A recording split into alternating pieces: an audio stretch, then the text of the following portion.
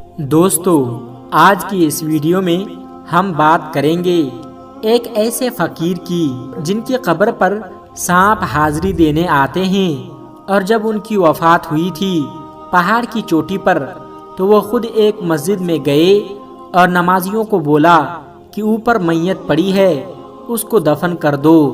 اور ان کی قبر ہاتھوں سے پہاڑی پر کھودی گئی تھی، پہاڑ ریت کی طرح نرم ہو گیا تھا۔ یہ بڑی ہی دلچسپ ویڈیو ہے اور یقیناً آپ کی دلچسپی کا باعث ہوگی۔ اگر آپ کو یہ ویڈیو پسند آئے تو اس ویڈیو کو ایک لائک کر کے ہمارے چینل کو سبسکرائب ضرور کر لیجئے گا۔ دوستو، جن بزرگ ہستی کا ذکر آج کی اس ویڈیو میں ہم کر رہے ہیں ان کو ماموں بھانجے کے نام سے یاد کیا جاتا ہے۔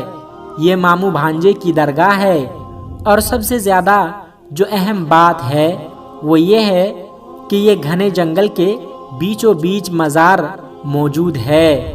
ایک ایسا جنگل جو بہت خطرناک قسم کا جنگل ہے، اور یہاں پر زہریلے سانپ موجود ہیں، لیکن جو بھی عقیدت مند آپ کے مزار پر آتا ہے ان کو سانپ کوئی نقصان نہیں پہنچاتا ہے۔ دوستو، سب سے پہلے آپ کو ایک حیران کن واقعہ سناتا ہوں۔ کہا جاتا ہے کہ تقریباً 400 سال پہلے ماہی گیری مسجد تھی ہندوستان کے ممبئی شہر میں۔ اس مسجد میں لوگ اپنی عبادت میں مشغول تھے۔ اچانک ایسا ہوا کہ بہت لمبے اور خوبصورت ایک انتہائی حسین جن کے چہرے پر نور چمک رہا تھا، وہ آدمی ان لوگوں کے پاس آئے اور ان سے گزارش کی کہ اوپر پہاڑ پر 2 میتیں تیار کی ہوئی ہے، آپ ہمارے ساتھ اس پہاڑ پر چلیں، اور ساتھ ساتھ یہ بھی کہا کہ ان دونوں کو دفنانا بھی ہے، تو آپ جب ہمارے ساتھ چل رہے ہیں تو ان کو دفنانے کا انتظام بھی کر دیجئے گا۔ لوگ بہت زیادہ حیران تھے، لیکن ان کے ساتھ چل پڑے۔ جب لوگ پہاڑ پر چڑھنے لگے تو کافی دیر بعد پہاڑ پر پہنچ ہی گئے۔ جب لوگوں نے ان دونوں میتوں کو دیکھا تو ان میتوں کو دیکھ کر لوگ حیران ہوئے، کیونکہ جو کفن ان دونوں میتوں پر لپٹا ہوا تھا وہ انتہائی سفید اور چمک رہا تھا، اور جو خوشبو اور مہک ان کے جسم سے آ رہی تھی وہ انتہائی خوشگوار تھی، جس کو سونگھ کر بے اختیار سبحان اللہ کہہ دیا۔ وہ لوگ سمجھ گئے تھے کہ یہ اللہ تبارک و تعالیٰ کے نیک بندوں کی میت ہے، کوئی اللہ والے ہیں۔ اب سب لوگ یہ جاننا چاہتے تھے کہ کفن میں لپٹی ہوئی میت کس کی ہے، وہ کوئی عورت ہے یا کوئی مرد ہے۔ اگر وہ عورت ہے تو احتیاط کی جائے گی ان کو اٹھانے میں اور دفنانے میں۔ تو یہی سوچ کر لوگ اس مردے کے قریب گئے۔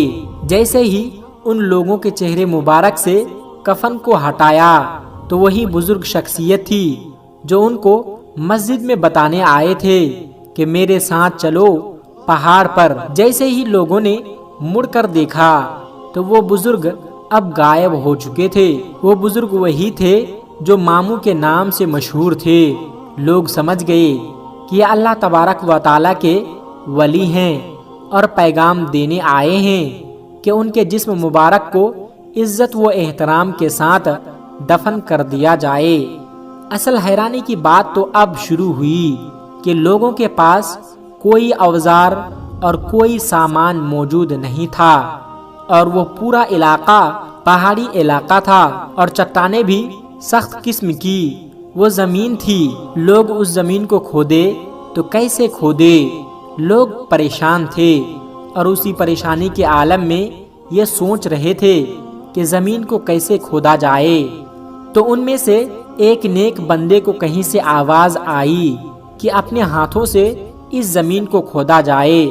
لوگ سوچنے لگے کہ اپنے ہاتھوں سے ہم اس سخت پتھریلی پہاڑی زمین کو کیسے کھودیں گے اور پہاڑ پر قبر کیسے بنائیں گے؟